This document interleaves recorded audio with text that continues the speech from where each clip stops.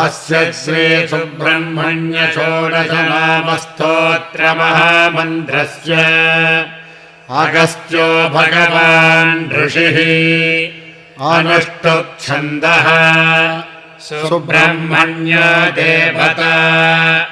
मम इष्टकाम्यार्थसिद्ध्यर्थे जपे विनियोगः